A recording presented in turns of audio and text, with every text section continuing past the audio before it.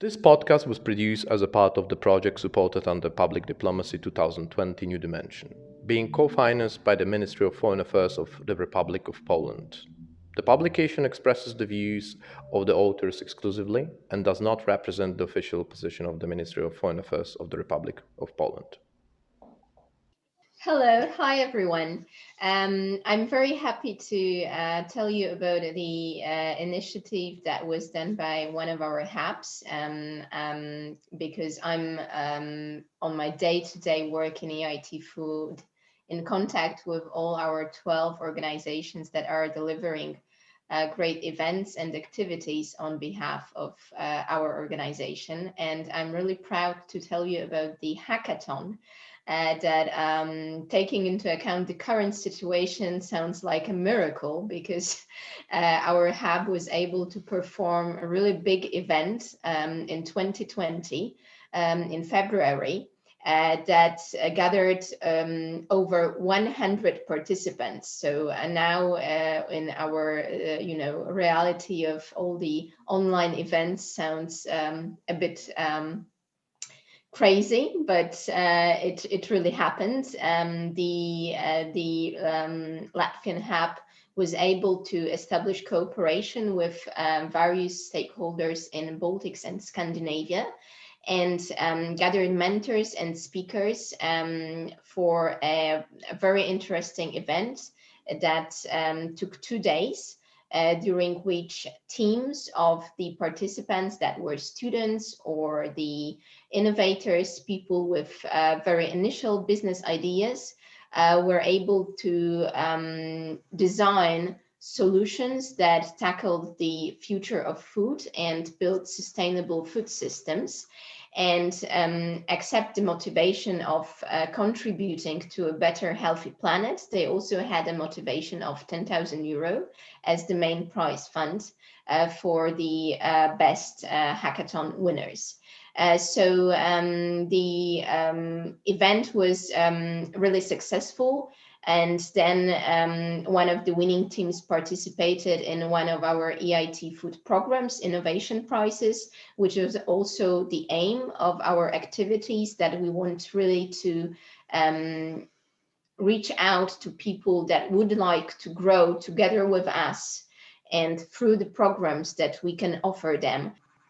Ever Empowering Women in Agri-Food is the project that we started this year in actually 5 countries in Central Europe. We operate in 2 countries, in Romania and Czech Republic. And the aim of the project is to boost female entrepreneurship in our region, to bring women to business and give them access to tools and to boost their self-confidence in order to allow them to grow businesses in the agri-food sector. This is a very important aim in general of the EIT and EIT Food. And we're very happy that we can cooperate in Romania and Czech Republic with brilliant female entrepreneurs and mentors that are working together for 6 months on the business ideas of the selected female entrepreneurs. They also have the access to online platform, which is crucial right now, especially. And we have over 100 members of the platform that can share the ideas and experiences. A unique element of this program is the fact that all the activities in the program are run in native languages, which gives access to business creation and education activities to those that are not necessarily fluent in English. So we have just 2 more examples of our education projects to show you how we work with the community of students and young professionals in the food sector. The first one is the summer school on new product development. That is the educational activity concentrating on how to create new products with the usage of the modern methods such as design thinking, service design, and co-creation. And this is also opportunity for young professionals from either food companies or maybe startups to meet with more experienced colleagues from the big food chains and also universities, and learn how to create new products. And the second educational project that is very interesting, both for students and for the industry partners, in RIS Fellowships. It is a project that allows students or PhD candidates to take part in 3 to 6 months paid internships that are hosted by our partners. And that means that the partners can be either big companies as Maspex, for example, but also startups like Napiferin, a Polish startup that is also a host as in the RIS Fellowship program.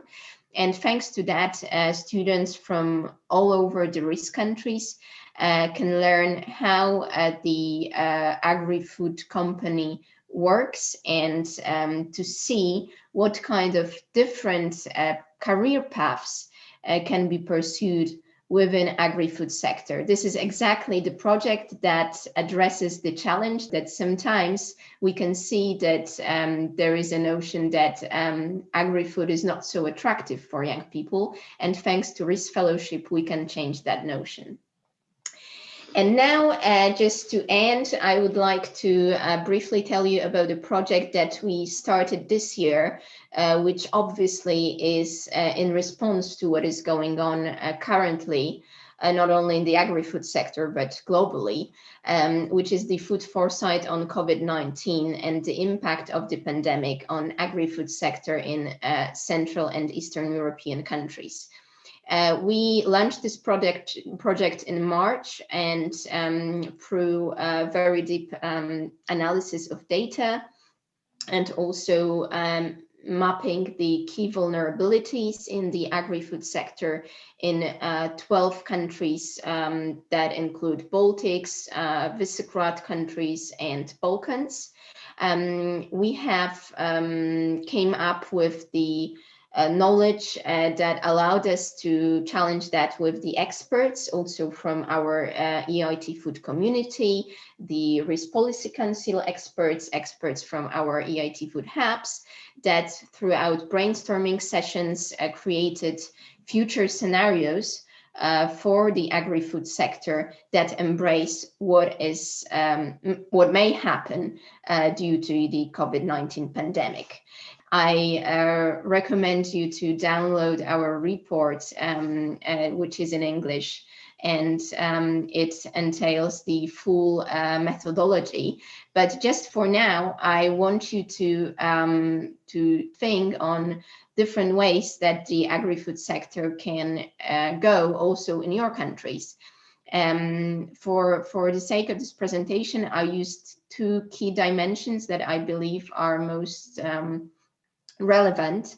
One is the consumer behavior, and the second one is the state of economy connected to the containment measures. So on one hand, we have the consumers that would really love to get back to the old ways of consumption and purchasing. And on the other hand, we have the consumers that are very quickly learning the new normal and are easily adapting to the new reality, which entails often the digital solutions, online groceries, deliveries, etc. And the second dimension is the situation of the economy, as said, one which is declining and which is challenged with the more and more restrictive containment measures. And on the other hand, we have a quick recovery and limited containment measures that are imposed only in certain regions or in certain cities.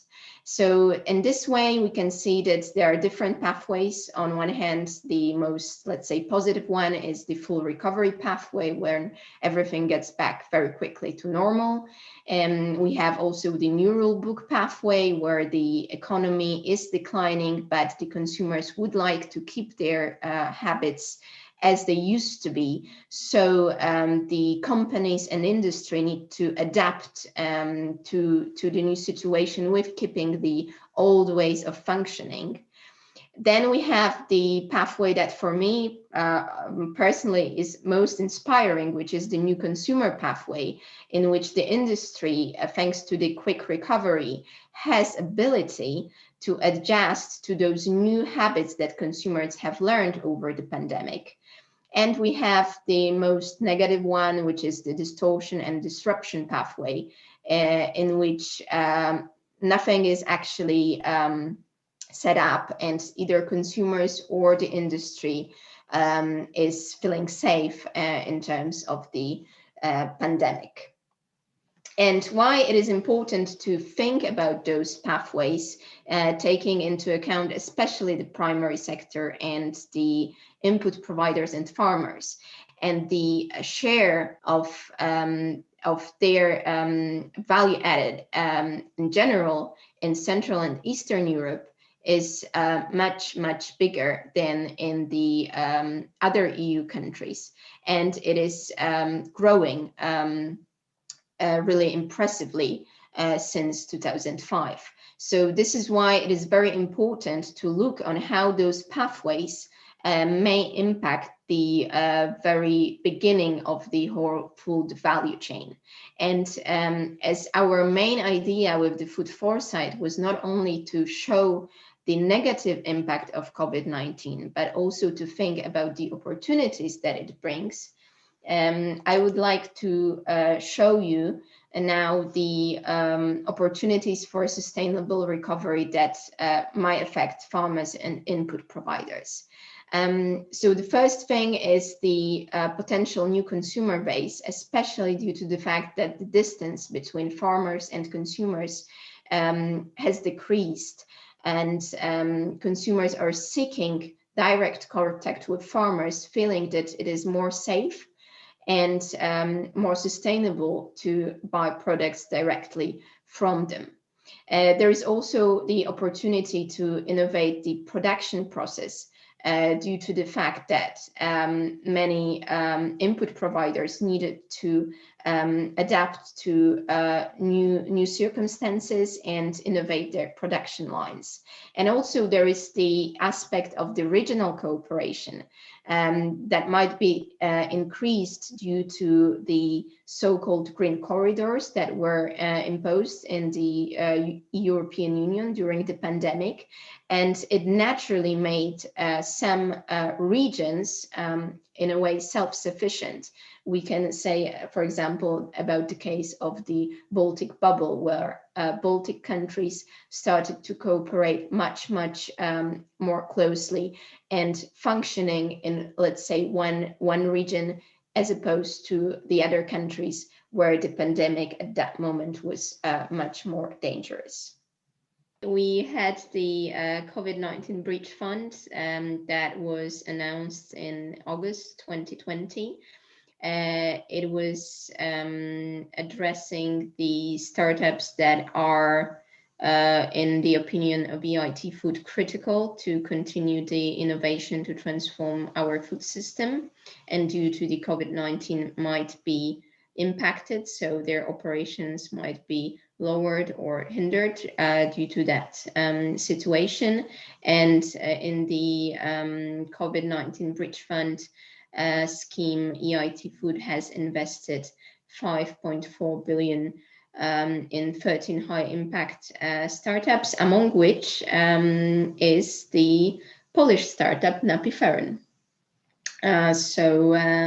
This is the bridge fund that goes to those startups that are already elaborated, not the ones that we discussed with the early stage startups, but that was our response in terms to keep the momentum and not to, let's say, slower the actions towards building a strong startup ecosystem within the agri-food.